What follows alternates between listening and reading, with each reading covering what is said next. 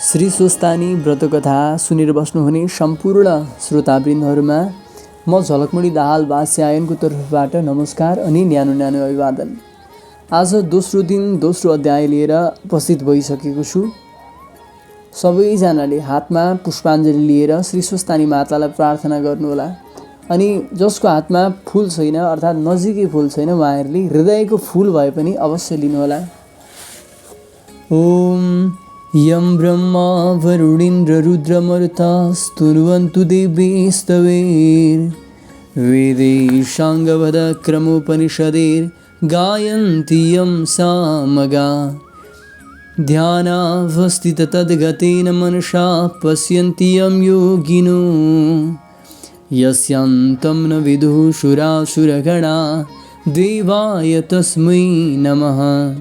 श्रीमच्चन्दनचर्चितोज्ज्वलवपुः शुक्लाम्बरां मल्लिका मालालङ्कृतकुण्डलप्रविलसन्मुक्तावलीशोभिता सर्वज्ञाननिधानपुस्तकधरा रुद्राक्षमालाधरा वाग्देवी वदनाम्बुजे वसतु मे त्रैलोक्यमाता चिरं मुखं करोति वाचालं पंगुं लङ्घयते गिरिं यत्कृपातमहं वन्दे परमानन्दमाधवं। नमो भगवते तस्मै व्यासाय मिततेजसे यस्य प्रसादाद् वक्ष्यामि नारायणकथामिमां। नारायणं नमस्कृत्य नरं चैव नरोत्तमं देवीं सरस्वतीं व्यासं ततो जयमुदीरये। यति पढिसकेपछि श्री स्वस्तानी माताको पुस्तकमा चढाएर ढोग्नुहोला। अथ द्वितीय अध्याय। हे मुनि, अघि यो संसारमा जलमय छँदा विष्णु भगवानका नाभिबाट सहस्रतल कमल उत्पन्न भयो। त्यस कमलमा बसी ब्रह्मा सृष्टि गर्ने विचार गर्दै थिए। त्यही अवसरमा विष्णु भगवानको कानेको गुजीबाट अत्यन्त पराक्रमी मधुर कैटभ नामका दुई वीर उत्पन्न भए। ती दैत्यले जलमय संसारमा कहाँ के छ भनी घुमेर हेर्दा ब्रह्मा बसेको स्थानमा पुगी कमलको डाँठ समातेर माथि गई हेर्दा ब्रह्माजीलाई देखेर उनलाई खसाल्न तयार भए। त्यो देखेर डराएका ब्रह्माले योगमायाको आराधना गरे। योगमाया प्रकट भएपछि ब्रह्माले हे ईश्वरी, विष्णुलाई जागा गराइदिनुहोस् भने र उनले ब्रह्माको कष्ट बुझी विष्णु भगवानलाई जागा गराइदिन्।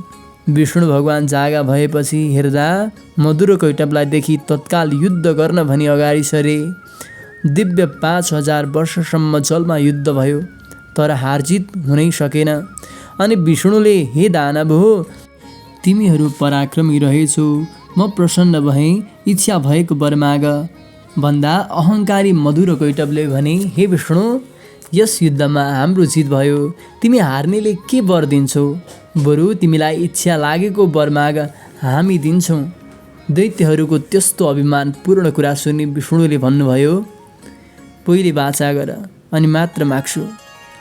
अनि दैत्यले भने, तिमीले जे मागे पनि अवश्य दिनेछौँ भन्ने वाचा गरेपछि विष्णु भगवानले अरू त वर के मागौँ, तिमी दुवैलाई म मार्न सकूँ, मेरा हातबाट मर भनेको सुनि मधुर कैटभले भने, हे विष्णु, तिमी छलिरहेछौ, कपट गरेर वर माग्यौ, बाचा हारेको हुनाले हामी दिन्छौँ। अब के गर्ने भनी विचार गर्दा सारा संसार जलमय देखि भने, हे विष्णु, हामीलाई जल नभएको स्थानमा मार। दैत्यका त्यस्ता कुरा सुनि विष्णुले आफ्नो काखमा राखी सजिलैसित दुवैलाई मारे। तिनी दुवैको बोसो शीतकालका तुषारोले पानी जमेझै समुद्रको जलमा जमेर पृथ्वी भइन्। समुद्रले पर्वत र हाडले पत्थर भयो। त्यो देखेर ब्रह्माले संसार सृष्टि गर्न भनी पहिले 14 भुवन सृष्टि गरे। कुन कुन भने, भूरलोक, भुवरलोक, स्वरलोक, महरलोक, जनलोक, तपलोक, सत्यलोक यी माथिका भए। र अतल, वितल, सुतल, तलातल, महातल, रसातल, पाताल यी तलका भए। जम्मा 14 भुवन र द्वीप सृष्टि गरे। कुन कुन भने, जम्बुद्वीप, प्लक्षद्वीप, सालमलद्वीप, कुशद्वीप, क्रोञ्चद्वीप, शाकद्वीप, पुष्करद्वीप, त्यसपछि 7 समुद्र सृष्टि गरे। छारोद समुद्र, सुरोद समुद्र, इक्षुरशोद समुद्र, घृतोद समुद्र, दधिमण्डोद समुद्र, क्षीरोद समुद्र, सुदोद समुद्र, जम्बुद्वीप छारोद समुद्रले वेष्टित छ। त्यहाँ अङ्ग्रिन्द्र राजा राज्य गर्दछन्।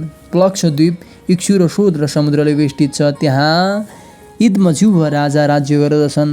साल्मद्वीप सुरोद समुद्रले वेष्टित छ। त्यहाँ यज्ञबाहु राजा छन्। कुशद्वीप घृतोद समुद्रले वेष्टित छ। त्यहाँ हिरण्यरेत राजा छन्। क्रोञ्चद्वीप क्षीरोद समुद्रले बेरिएको छ। त्यहाँ धृतपृष्ठ राजा छन्। शाकद्वीप दधिमण्डोद समुद्रले बेरिएको छ। त्यहाँ मेधातिथि राजा राज्य गर्दछन्। पुष्करद्वीप सुरोद समुद्रले वेष्टित छ। त्यहाँ वित्तिहोत्र राजा राज्य गर्दछन्। जम्बुद्वीपको विस्तार 4 लाख कोस छ। त्यसको आकार कमलगट्टा जस्तै छ। यसमा 9,9 हजार योजनका 9 खण्ड छन्। यस प्रकार सृष्टि गरिसकेपछि अष्टपर्वत सृष्टि गरे। कुन कुन भने सुमेरु पर्वत, गन्धमादन पर्वत, कैलाश पर्वत, हिमालय पर्वत, त्रिकुट पर्वत, चित्रकूट पर्वत, चन्द्रान्तक पर्वत, चन्द्रकूट पर्वत। त्यसपछि प्राणी सृष्टि गरौँ भनेर महादेवको तपस्या गरे। दिव्य 12,000 वर्ष कठोर तपस्या गरेपछि महादेव प्रकट भएर ब्रह्मन तिम्रो तपस्याले म प्रसन्न भएँ, वर माग भन्ने आज्ञा पाएको सुनि ब्रह्माले अनेक उपचारले शिवको पूजा गरी स्तुति गर्न लागे। हे ईश्वर, आफैले अनेक ब्रह्माण्डको रचना गरी आफ्नै मायामा भुलिरहेका यस्ता हजुरलाई कोटि कोटि नमस्कार छ। एक मूर्तिबाट त्रिमूर्ति ब्रह्मा विष्णु शिव भइरहेका यस्ता हजुरलाई कोटि कोटि नमस्कार छ। हे ईश्वर, हजुरको महिमा वर्णन गर्न शेष र शारदाले पनि नसकेको म कसरी गरौँला, कसरी सकौँला। हजुरको कृपाले द्वीप समुद्र पर्वत सृष्टि गरे। अब प्राणी सृष्टि गर्न सकौँ, यही वर दिनुहोस् भनी बिन्ती गरे। ब्रह्माजीको प्रार्थना र आग्रह बुझी महादेवले आज्ञा भयो, हे ब्राह्मण, तिमी प्राणी सृष्टि गर्न सके भनी वरदान दिनुभयो। अनि ब्रह्माले महादेवलाई दण्डवत गरी प्राणी सृष्टि गर्न सुमेरु पर्वतमा गए। पहिले शिवलोक, विष्णुलोक, ब्रह्मलोक, उमालोक, स्कन्दलोक, अरू अनेक लोक सृष्टि गरे। तिनमा सबभन्दा माथि सत्यलोक सृष्टि गरे। अनि सुमेरु पर्वतको पूर्व दिशामा अमरावती, आग्नेय कोणमा शुद्धावती, दक्षिण दिशामा यमपुरी, नैऋत्य कोणमा कृष्णावती, पश्चिम दिशामा श्रद्धावती, ईशान्य कोणमा यशोवती नामका पुरीहरू रचना गरे। त्यसपछि स्थावर जङ्गम सृष्टि गरे। अनि प्राणी सृष्टि गर्ने इच्छा भयो र मनले चिताउन साथ कश्यप प्रवृत्ति 100 ऋषिहरू सृष्टि भए। त्यति सुनेर अगस्त्य मुनिले सोधे, हे कुमारजी, हजुरको वचन रूपी अमृत मेरो कान रूपी जिब्रोले बराबर पिउन माग्दैछ। अब देवता, दानव, पशु पक्षी, मनुष्य कसरी सृष्टि भए त्यो पनि सुन्ने इच्छा छ। मुनिको इच्छा जानेर कुमारजी आगे गर्नुहुन्छ, हे मुनि, कश्यप प्रवृत्तिका 1 अदिति, दिति, दनु, कारा, घोरा, सिमिका, क्रोधा, प्राधा, बलिष्ठा, विनिता, कपिला, कद्रु र मनु यस्ता स्त्रीहरू थिए। अतः दितिका गर्भबाट दैत्यहरू जन्मिए। अदितिका गर्भबाट चन्द्र, सूर्य आदि 33 कोटी देवताहरू जन्मिए। दनुका गर्भबाट दानवहरू जन्मिए। कारा घोराका गर्भबाट गन्धर्वहरू जन्मिए। सिम्मिकाको गर्भबाट राहु जन्मियो। प्राधाको गर्भबाट उर्वशी आदि अप्सराहरू जन्मिए। क्रोधाका गर्भबाट क्रोध जन्मियो। मनुका गर्भबाट ब्राह्मण, क्षत्रिय, वैश्य, शूद्र यी 4 थरी मनुष्यहरू जन्मिए। बलिष्ठा र विनिताका गर्भबाट अरुण, गरुड, सम्पाति, मयूर, कोकिल, चकेवा, जीवन, जीव, बनिया, धोबिनी, राजहंस आदि पशुहरू जन्मिए। कपिलाका गर्भबाट कामधेनु, सिंह, शार्दूल, बाघ, हात्ती, घोडा, मृग, जरायो, गैडा, खरायो आदि पशुहरू जन्मिए।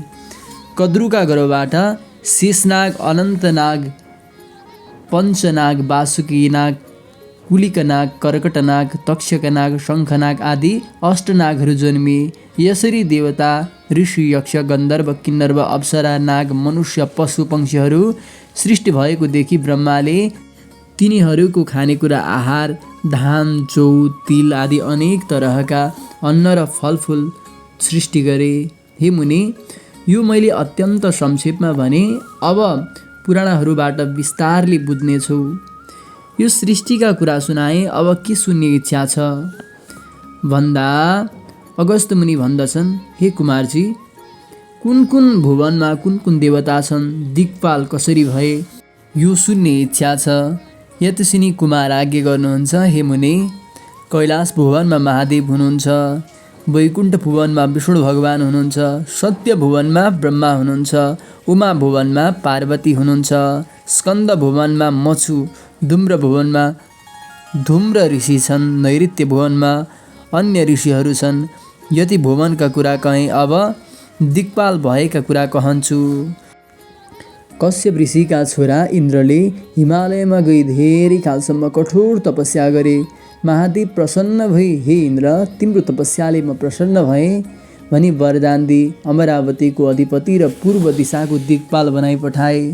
फेरि एउटाले गई त्यसै गरी तपस्या गर्दा महादेव प्रसन्न भएर अग्नि नाम राखी अग्निकोणको दिक्पाल बनाई शुद्धावतीको अधिपति गराई पठाए। फेरि अर्कोले गई त्यसै गरी तपस्या गरे। महादेव प्रसन्न भई यम नाम राखी दक्षिण दिशाको दिक्पाल बनाई यमपुरीको अधिपति गराई पठाए। फेरि एउटाले गई त्यसै गरी तपस्या गरे। महादेव खुसी भई नैऋत्य नाम राखी नैऋत्य कोणको दिक्पाल र कृष्णावतीको अधिपति गराई पठाए। फेरि अर्कोले गई त्यसै गरी तपस्या गरे। महादेव प्रसन्न भई वरुण राम राखी पश्चिम दिशाको दिक्पाल र शुद्धावतीको अधिपति गराई पठाए। फेरि 49 वायुले गई त्यसै गरी तपस्या गरे। महादेव प्रसन्न भई वरदान माग भन्दा ती वायुले हामी 49 जना एक हुन सकौँ र हामीलाई कोही नदेखुन्, केवल शब्दले मात्र सुनुन्, बलमा पनि कसैले जित्न नसकुन् भनी माग्दा महादेवले तथास्तु भनी वरदान दिएर वायु नाम राखी वायव्य कोणको अधिपति गराई पठाए। फेरि एउटाले गई त्यसै गरी तपस्या गरे। महादेव खुसी भई कुबेर नाम राखी उत्तर दिशाको दिक्पाल र अलकापुरीको अधिपति गराई पठाए। फेरि एउटाले गई त्यसै गरी तपस्या गरे। महादेव प्रसन्न भई विश्वकर्मा नाम राखी ईशान्य कोणको दिक्पाल र यशोवतीको अधिपति गराई पठाए। हे मुनि, यति दिक्पाल भएको कुरा कहेँ, अब के सुन्ने इच्छा छ भन। कुमारको यस्तो वचन सुनि अगस्त्य मुनि भन्नुहुन्छ, हे प्रभु, अब महादेव र सतीदेवीको विवाह भएको र सतीदेवी मर्दा उत्पात भएको, फेरि सतीदेवी महादेवकी पत्नी कसरी भइन् र कस्तो कारण परेर उनको मृत्यु भयो, यो सबै विस्तारले आज्ञा होस्। मुनिको यस्तो इच्छा जानी प्रसन्न भएका कुमारजीले यो कुरा तेस्रो अध्यायमा वर्णन गर्नेछु भन्नुभयो। इति श्री स्कन्दपुराणे केदारखण्डे माघ महात्म्ये कुमार अगस्त्य संवादे श्री स्वस्तानि परमेश्वर्या व्रतकथायां दिक्पाल वर्णनं नाम द्वितीयोऽध्यायः। सबैले हातमा पुष्पाञ्जलि लिएर लास्टमा पुष्पाञ्जलि पढ्नुपर्दछ। उपनयतु मङ्गलं वः सकल जगन्मङ्गलालय श्रीमान् दिनकर किरण निबोधित नवनलिनदल निवीक्षण कृष्णः काले वर्षतु वर्जन्या पृथिवी सस्यशालिनी देशोऽयं क्षोभरहितो ब्राह्मण सन्तु निर्भया अपुत्रा पुत्रिण सन्तु पुत्रिणा सन्तु पौत्रिणा निर्धना स्वधना सन्तु जीवन्तु शरदां शतं तत्रैव गङ्गा यमुना च तत्र गोदावरी सिन्धु सरस्वती च तीर्थानि सर्वाणि वसन्ति तत्र यत्र च्युतो द्वारकथा प्रसङ्गा या कुन्दिन्तुतसारहारधवला या शुभ्रवस्त्राविता या वीणावरदण्डमण्डितकरा या श्वेतपद्मासना या ब्रह्माच्युतशङ्करप्रभृतिर्देवी सदा वण्डिता सा मां पातु सरस्वती भगवती निःशेषजाड्यापहां कायेन वाचा मनसेन्द्रियर्वा बुद्ध्यात्मना वा प्रकृतिस्वभावात् करोमि यद्यद् सकलं परस्मै नारायणायेति समर्पये तत्। श्री स्वस्तानि दिव्यार्पणमस्तु। यति पढिसकेपछि हातमा लिएको पुष्पाञ्जली श्री स्वस्तानी माताको पुस्तकमा चढाएर ढोग्नु पर्दछ। अब तेस्रो अध्याय अर्को भागमा लिएर आउँदछु। अहिले बिदा दिनुहोस्। हस्त नमस्कार।